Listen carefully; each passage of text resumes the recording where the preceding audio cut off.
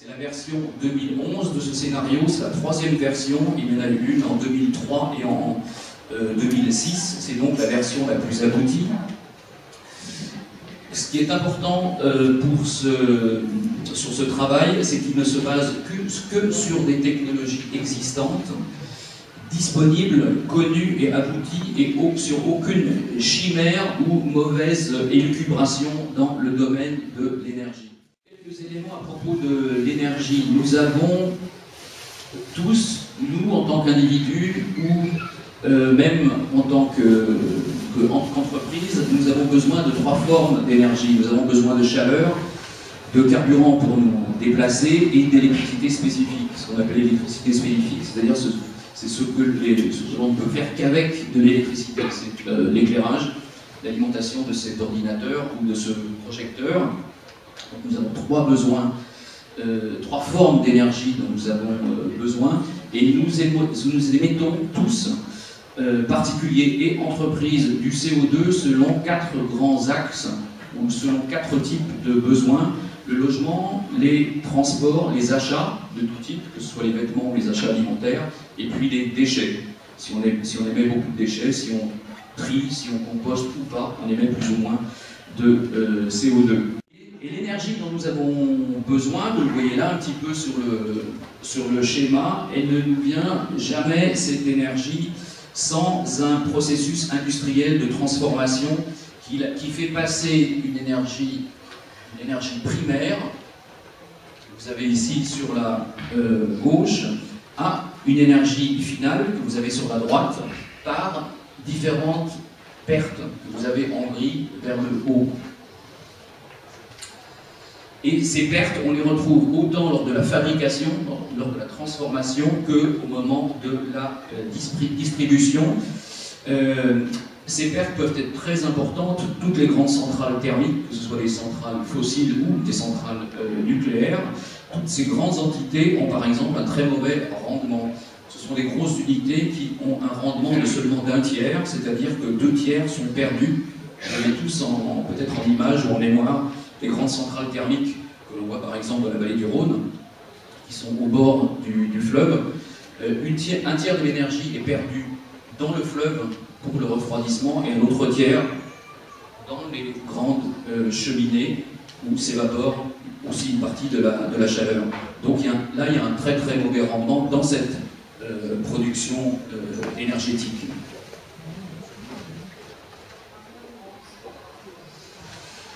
Et le scénario Négawatt se pose des questions sur nos besoins. Et ce qui est intéressant, c'est que le scénario Négawatt part des besoins. De quoi avons-nous besoin les uns les autres? Nous avons évidemment, comme je l'ai dit tout à l'heure, besoin de chaleur, éventuellement de froid en été, d'eau chaude, d'électricité spécifique, mais finalement nous n'avons pas besoin de fuel, nous n'avons pas forcément besoin de charbon, pas de nucléaire. Le scénario Négawatt passe ainsi d'une politique de l'offre à une politique de la demande en services énergétiques. Nous avons des services énergétiques dont nous avons besoin. Nous avons besoin d'eau chaude, et c'est à ça qu'il faut répondre, et c'est un schéma très différent du schéma d'offre, d'un schéma industriel d'une grande entreprise nationale qui, avec sa technique, produit sur un schéma hexagonal. Et le scénario Négawatt, dans ses fondamentaux, donc, analyse nos besoins. Comment est-ce qu'il les fait? Alors, il les fait avec ce qu'on appelle la démarche Négawatt, qui est basée sur une trilogie: la sobriété, l'efficacité énergétique et les énergies renouvelables. La sobriété, c'est beaucoup basé sur nos comportements, c'est-à-dire si je dois faire 3 km pour aller de A à B, si je le fais en vélo, d'un coup je suis sobre, si je laisse ma voiture de côté, et c'est simplement dû à mon comportement, à mon choix. Si j'ai véritablement besoin d'une voiture, si j'achète une voiture hybride ou une voiture classique, ça c'est aussi de par mes choix, mais ce n'est pas ta sobriété, c'est de l'efficacité, c'est la technique automobile, la voiture hybride. Donc dans mes comportements, il y a différentes choses que l'on peut graduer ainsi.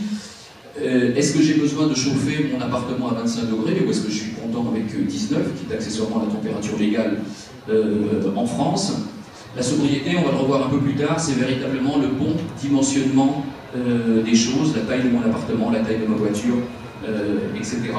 Et l'efficacité, donc c'est véritablement la technique que j'utilise, la meilleure technique pour le frigo que je vais acheter, par exemple. D'une manière générale, mais on va le revoir à la fin de mon développement, la sobriété fait baisser les consommations, et ça explique ces traits que vous voyez, d'à peu près 15%, l'efficacité de 30 à 40%, et le reste est ensuite couvert par les énergies renouvelables. Et c'est ce principe-là que développe l'association Négawatt. On peut assez facilement combiner sobriété et efficacité. Le meilleur exemple, un exemple très simple, c'est l'exemple du frigo. Vous devez, alors je prends un exemple personnel, c'est plus simple, mon gros frigo américain est tombé en panne, un frigo de grande taille qui fait des glaçons à la porte directement. C'était un frigo très économe, de classe A+, il est tombé en panne, je dois en changer. Soit je prends le même, encore plus efficace, avec la technique d'aujourd'hui, ou alors je me pose une question, est-ce que j'ai besoin d'avoir autant de surgelés qu'au cours des années passées? Est-ce que je ne peux pas un peu diminuer mes surgelés? Est-ce que je ne peux pas prendre quelques conserves que je mets dans un placard? Est-ce que je ne peux pas faire un petit effort et aller de temps en temps au marché chercher des légumes frais? Et dans ce cas-là, avoir finalement un frigo un peu plus petit. Et je le prendrai évidemment aussi le plus efficace possible, donc la norme A+++ du moment. Et donc là, j'aurais gagné sur 2 paliers, c'est-à-dire que j'aurais fait de la sobriété, j'aurais réduit en volume, et j'aurais pris un frigo le plus efficace du moment. Et là, j'ai gagné. Et là, j'ai gagné sur les 2 paliers. Un autre exemple très simple, c'est peut-être de se dire que je n'ai pas besoin d'acheter le sèche-linge le plus économe du moment, mais que je peux peut-être retrouver l'usage de la corde à linge dans une buanderie ou évidemment dans mon jardin. D'autres exemples qui vont dans le même sens et qui vous permettent un petit peu de comprendre le principe un peu de cette graduation. Est-ce que tous les matchs de football doivent avoir lieu à 20h ou à 21h lorsqu'on doit mettre en place des projecteurs électriques aux 4 coins du terrain de foot, des projecteurs qui sont extrêmement consommateurs en énergie, ou est-ce qu'on ne pourrait pas avoir les mêmes matchs de foot à 15h ou à 16h? C'est une parfaite utopie, parce qu'il y a les droits télévisés, c'est bien plus compliqué que ça, mais simplement pour que vous compreniez sur le principe que certaines choses pourraient se faire différemment. C'est évidemment pas ici le meilleur exemple, mais c'est à dessein que je l'ai choisi. Est-ce que j'ai besoin d'une piscine juste pour ma famille au bout du jardin, ou est-ce que je ne peux pas retrouver le chemin de la piscine municipale? Est-ce qu'une municipalité doit se construire sa propre salle des fêtes, ou peut-elle la partager avec d'autres communes avoisinantes? Est-ce que je dois absolument aller 2 fois par an au Maroc passer mes vacances en prenant l'avion? Ou est-ce que je ne peux pas trouver un endroit du nord de l'Italie, du sud de la France ou du Tessin suisse, où j'aimerais finalement aussi me retrouver en famille, où j'aurais mes habitudes, et où je me rendrai en train? Et donc, on peut graduer comme ça nos besoins, vous l'avez compris, et à partir du moment où vous avez compris qu'il y a des besoins nuisibles et des besoins vitaux, vous comprendrez tout à fait mon point de vue à propos de cette photo-ci. Alors vous l'avez compris, il y a donc différents types de sobriété, quel que soit finalement le type de véhicule que j'ai. Si je conduis ma voiture à 110 au lieu de 130, c'est une sobriété aussi d'usage. Et évidemment, si j'arrête mes appareils inutiles, c'est aussi de la sobriété, et c'est dû simplement à mon comportement. Et puis, comme je l'ai mentionné tout à l'heure, il y a la sobriété conviviale, c'est ce que l'on partage. Il y a 4 types d'efficacité, et il y en a une qui est particulièrement intéressante et qui est dans le domaine de l'habitat. On appelle l'énergie brise. L'énergie brise d'un bâtiment, ça correspond à la somme de toute l'énergie investie pour un bâtiment de sa conception à sa destruction, donc du premier coup de crayon de l'architecte jusqu'à éventuellement la destruction finale. Donc pour la construction, c'est l'origine des matériaux, c'est toutes les livraisons, la pose d'une grue, tous les déplacements du personnel au fil du chantier, l'entretien du bâtiment pendant X années et même sa démolition, car même la démolition engloutit une quantité importante d'énergie lorsque l'on casse les structures, lorsqu'on transporte les gravats, et évidemment même lorsqu'on les recycle et on les enfouit. Une démolition d'un bâtiment, cela revient surtout à perdre à tout jamais un capital quasiment comparable à un stock de CO2 que l'on perdrait dans l'incendie d'une forêt. Et contrairement à ce que l'on croit, démolir au motif de reconstruire très économe en énergie n'est pas forcément un gain environnemental. Il y a par exemple 3000 kWh dans une tonne de ciment, 550 dans une tonne de bois séché dans un four et 100 kWh dans une tonne de bois ou de paille séchée à l'air. Donc vous vous rendez compte autant dans les matériaux qu'on a déjà utilisés, ce que l'on perd, et aussi dans le choix des matériaux pour construire par la suite, où se trouvent les différences. On détruit parfois un immeuble après seulement 10 années d'utilisation et on est comptablement gratifié pour cela par des tableaux d'amortissement, des déductions d'impôts, et on passe d'un coup un coup de gomme sur une organisation très complexe qui s'était mise en place pour construire un bâtiment. Et là, je vais vous parler d'une étude qui a été faite sur un bâtiment à Zurich. Le bâtiment que vous avez vu avant se trouve à Zurich, dans le 4e arrondissement, dans la Magnusstraße, et l'architecte zurichois Karl Veriden, en 2003, il a fait un travail sur ce bâtiment avec l'école polytechnique de Zurich, et tous les matériaux de ce bâtiment ont été passés au crible, et toutes les données ont été mises en kilowattheures par an et par mètre carré et en tonnes. Il y avait le choix entre trois possibilités. Une destruction, reconstruction aux normes passives, donc plus ou moins les meilleures du moment. Une destruction-reconstruction aux normes passives aurait entraîné une consommation d'énergie de 112 kWh par mètre carré et par an. Une destruction-reconstruction aux normes conventionnelles obligatoires à Zurich en 2003 aurait eu un impact de 200 kWh par mètre carré et par an.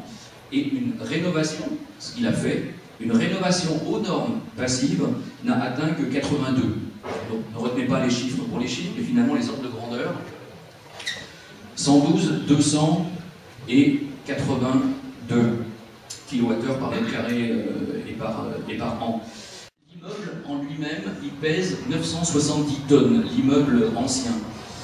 Comme cette rénovation a été bien pensée, les besoins en matériaux ont été réduits au minimum et 10 tonnes de matériaux ont été réutilisés sur place. C'est la petite flèche qui fait le tour. On a réutilisé des portes, on a réutilisé des tuiles, on a réutilisé ce qui était bon, par exemple, en matière de salle de bain, etc. etc. Et seulement 4% de la masse de l'immeuble a été démolie et évacuée. Ce sont les 43 tonnes que vous voyez partir sur la droite. Il a fallu quelques matériaux neufs, et essentiellement de l'isolation. Ce sont les 92 tonnes que vous voyez arriver, plus quelques éléments de salle de bain, la ventilation double flux, etc. etc. Donc il a fallu transporter, évacuer et faire venir 43 plus 92, 135 tonnes. Si on avait cassé l'immeuble, on aurait fait partir 970 tonnes et on aurait amené le poids d'un immeuble neuf du même volume. Aujourd'hui, on construit un peu plus léger qu'il y a une centaine d'années. C'était à peu près 600 tonnes, donc 970 plus 600, 1570 tonnes. 1570 contre 135. Je pense que les chiffres en tonnes parlent encore plus que les kilowattheures par mètre carré et par an. Le bâtiment, dans nos pays européens, est le plus consommateur d'énergie, 46% de la consommation totale d'énergie, et le plus émetteur de gaz à effet de serre, 25%. Je disais tout à l'heure, au début de mon exposé, que l'on émettait du CO2 selon 4 axes qui sont le logement, le transport, les achats et les déchets. Et c'est à partir d'un logement bien pensé que l'on réduit sur les 3 autres. Si le logement est économe en énergie et proche des transports en commun, on n'a pas forcément besoin de voitures individuelles, ou peu de voitures individuelles. Donc on a réduit le post-transport. On peut avoir accès donc, par les transports en commun où on a dans le quartier à proximité des commerces, et on a dans ce logement bien pensé toutes les facilités pour les déchets, pour composter, pour les trier, et tous ces déchets sont ensuite bien récupérés. Et c'est exactement le principe, le concept des écoquartiers. Les écoquartiers bien pensés permettent de travailler à partir du logement bien fait sur les trois autres axes. Le domaine de l'énergie grise que j'ai évoqué avant est particulièrement intéressant, et il faut véritablement se poser la question, est-ce qu'il est nécessaire de détruire ou de ne pas détruire certains bâtiments? On peut faire des choses particulièrement intéressantes. Je ne sais pas si vous devinerez tous ce qu'est le bâtiment gris de grande hauteur que l'on voit là. Il se trouve en Suisse, dans la ville de Bar, qui est dans le canton de Zug. Ce sont les anciens silos à grains de la ville. C'est die ehemaligen Getreidesilos der Stadt Bar im Kanton Zug. Die sind dann saniert worden und man hat daraus Wohnungen gemacht und dadurch auch die Identität der Stadt behalten.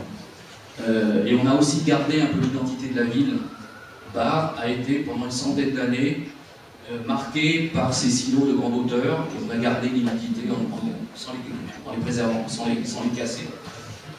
On sait aujourd'hui aussi construire en bois, ça c'est dans le centre de Zurich, c'est un bâtiment de 6 étages, tout en bois. On va rajouter un tout petit peu sur cette thématique du logement. Dans le domaine de la consommation de chauffage des logements d'avant 1975, et ça ne concerne que la France, la maison individuelle représente 64,2% de cette consommation des logements. Si on ajoute à ça les bâtiments de moins de 10 logements, ils représentent aussi 16,3% de la consommation des logements d'avant 1975. 1975, c'est la date de la première réglementation thermique. Entre 1945 et 1975, vous avez les logements en France les plus consommateurs d'énergie.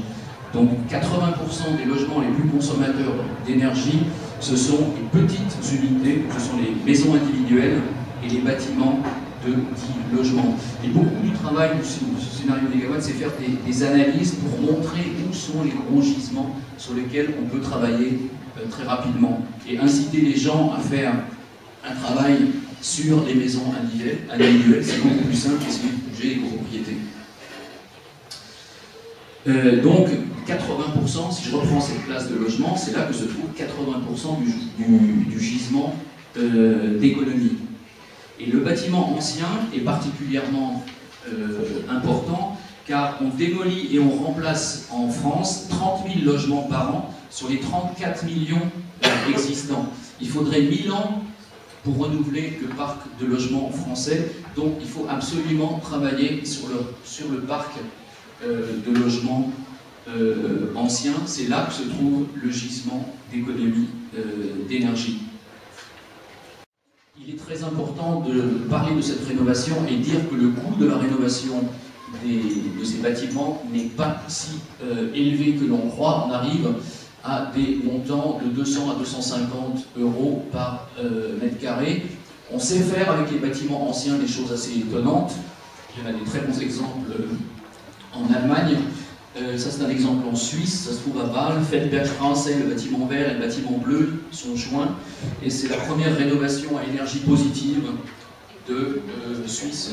Zac de Bonne à Grenoble a le premier bâtiment de bureau à énergie positive. C'est pas simplement la prétention, le point de vue de quelqu'un, ça a été mesuré pendant 2 ans. On a mesuré les consommations de ces bureaux, et c'est prouvé que ce sont des bâtiments à énergie, que ce bâtiment est un bâtiment à énergie positive. Je passe un petit peu là-dessus, mais si on fait véritablement un travail sur l'énergie grise sur les bâtiments, on passe de la colonne de gauche à la colonne de droite dans le résidentiel, et la même chose dans le tertiaire. Il y a un gros travail, je vous laisse vous-même regarder les différentes couleurs, mais il y a aussi un gros travail à faire sur, en vert, dans le résidentiel, l'éclairage. Et dans le tertiaire, en bleu, vous avez l'informatique. Un petit ordinateur portable consomme comme celui-ci, consomme 10 fois moins qu'un ordinateur fixe. Ce qu'on appelle les ordinateurs à tour. C'est un petit portable, consomme déjà beaucoup moins de matière à être fabriqué, mais consomme 10 fois moins au quotidien. Et dans des bureaux à énergie positive, comme celui de Grenoble que je vous ai montré, il faut vraiment faire passer les messages aux gens qui travaillent, d'éteindre les ordinateurs quand ils n'ont plus besoin, d'éteindre les lumières, de leur mettre des détecteurs de présence, mais il y a aussi tout un travail d'explication ou de compréhension sur ces bâtiments, comment travailler avec une ventilation double flux. Il n'est pas interdit d'ouvrir les fenêtres, mais ce n'est pas nécessaire. Il faut expliquer. Et donc il y a aussi un gros travail sur l'informatique, sur l'éclairage, mais sur la communication. Il ne faut absolument pas laisser les gens sans information dans ce genre de bâtiment, où, au bout du compte, il est très agréable de travailler. Il n'y a pas que le bâtiment dans le domaine du scénario négawatt, il y a évidemment les transports. Assez rapidement, il faut sortir de tous les clichés. Le scénario négawatt en 2050 n'interdit pas de se déplacer. Vous voyez que le nombre de kilomètres diminue. Il existera encore des avions, mais on arrête de prendre l'avion pour des besoins superflus, pour un week-end à Barcelone, parce qu'on n'a peut-être pas envie d'y aller, mais surtout avant tout parce que EasyJet, ça fait pas cher. Donc on prend moins l'avion et on garde l'avion. Ce qu'il sait vraiment faire, c'est le long distance, le long courrier. On peut aller aux États-Unis ou on peut aller au Japon en avion. Conservons l'avion pour ça et pas pour des besoins futiles sur lesquels on peut se poser des questions de leur nécessité. Il faut évidemment développer les transports en commun, c'est évident. La voiture existe toujours dans le scénario négawatt, elle est plus petite, elle est mieux remplie, c'est quand même assez simple. Et puis on utilise des voitures électriques pour les transports courts, en zone urbaine, et vous le verrez par la suite, on développe beaucoup de gaz qui était essentiellement du biogaz et plus du gaz fossile. Et si on appliquait le scénario négawatt maintenant, vous verriez tout de suite une chute des consommations d'énergie parce qu'il y a une diminution de 20 km de la consommation sur les autoroutes et de 10 sur les autres axes. Transport de marchandises, il existe toujours du transport routier, on fait beaucoup plus de choses en ferroviaire et en fluvial, bien évidemment. Même chute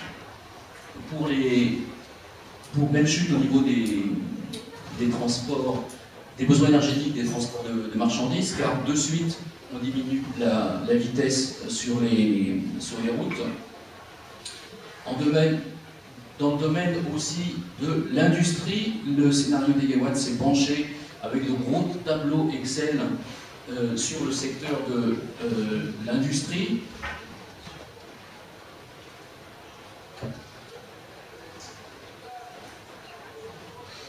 Et là, on applique le même principe de sobriété, efficacité et énergie renouvelable.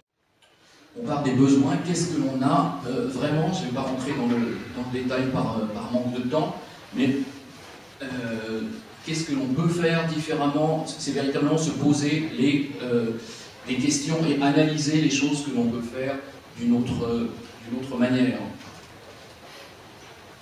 Si on se pose des questions dans le domaine dans le domaine du bâtiment, si on utilise par exemple plus de bois, si on substitue le bois au PVC, si on utilise des matériaux naturels plutôt que des isolants chimiques par exemple, vous avez tout de suite des conséquences dans le domaine de l'énergie. Dans le domaine du bâtiment, très important, diminuer les surfaces construites et utilisées par personne dans les appartements. On a une tendance aujourd'hui vers les très grands appartements, c'est quelque chose qu'il faut réduire. de 60 TWh sont mobilisables grâce au recyclage. En termes de collecte, la France en 2010 est assez bien placée puisque par exemple l'acier est récupéré à 75% et le papier carton à 70%. Mais une bonne partie de cette collecte est exportée et le taux recyclé dans les entreprises est plus faible. Il chute à 52% pour l'acier, si on prend le même exemple, et à 60% pour le papier carton. Donc il faut véritablement adapter notre équipement industriel pour profiter de cette collecte. Parce que le recyclage concerne des process beaucoup moins gourmands en énergie que la production primaire. Il y a 4 fois moins d'énergie nécessaire pour faire de l'acier recyclé, 2 fois moins pour faire du papier carton recyclé et 15 fois moins pour l'aluminium. Le scénario négawatt pose aussi des questions. Est-il nécessaire d'engloutir 40% de notre production de plastique, 40% de notre production de carton et 60% de notre production du verre dans la fabrication des seuls emballages? Ne serait-il pas judicieux d'éliminer le suremballage et de surtout réinstaurer, par exemple, la consigne du verre? Le scénario négawatt développe la relocalisation, c'est-à-dire que ce n'est plus nécessaire de produire ailleurs les choses dont nous avons besoin, de les produire avec des normes environnementales et énergétiques extrêmement discutables et d'avoir des transports pour ramener ces mêmes choses chez nous. Le but est de les rapatrier directement dans l'Hexagone. Quelques minutes et je finis là-dessus. Et le but n'est pas du tout de tendre vers finalement une autarcie industrielle ou économique. Il y aura toujours des échanges, mais on est dans l'ébriété complète d'échanges aujourd'hui. Et juste une petite... Je finisse avec le dessin final. Un petit mot à propos de la biomasse. On doit développer la biomasse pour des besoins énergétiques, mais parallèlement au scénario négawatt a été fait le scénario AFTER pour se poser la question, est-ce qu'il n'y aurait pas une concurrence entre l'utilisation des sols à des fins énergétiques et à des fins agricoles? Eh bien, pas du tout. Et alors, je vous laisserai chercher sur le net. Le scénario AFTER 2050 a été fait par l'Institut Solagro.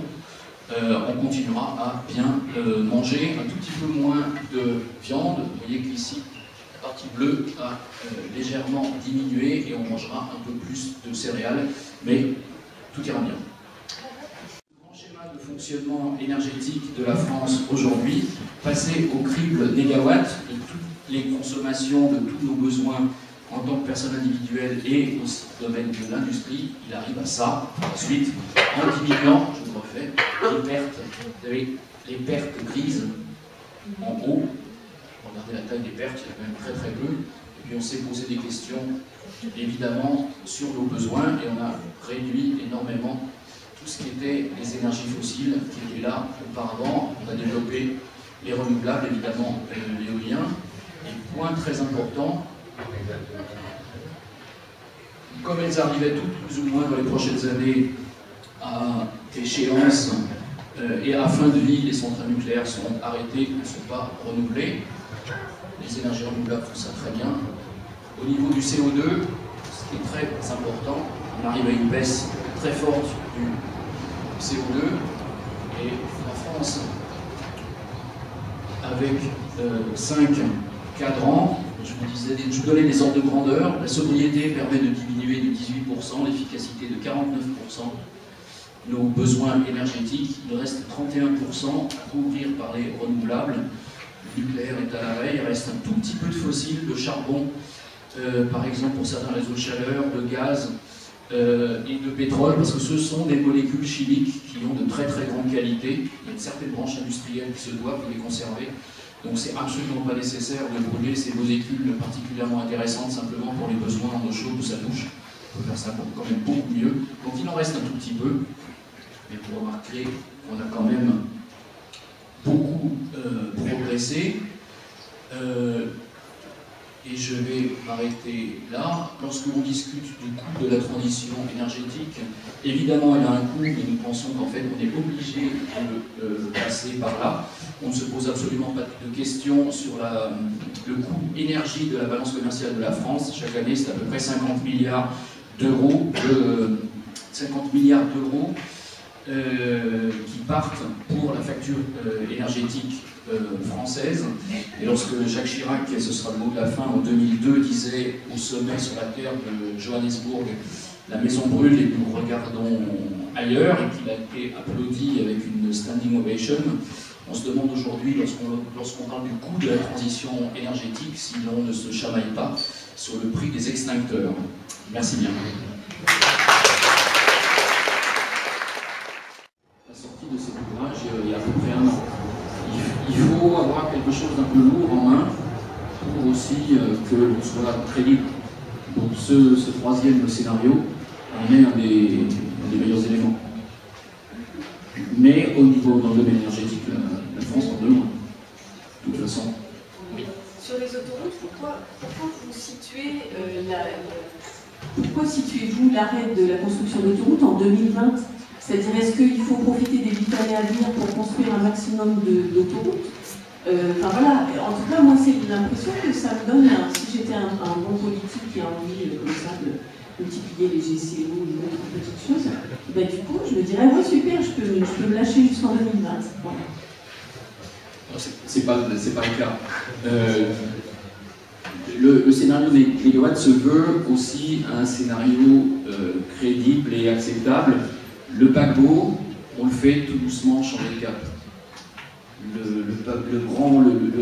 Finalement, je prends l'image d'un pétrolier de 500 000 tonnes, parce que c'est la meilleure image, mais le pétrolier de 500 000 tonnes, vous ne le faites pas changer de cap, vous ne l'arrêtez pas tout de suite.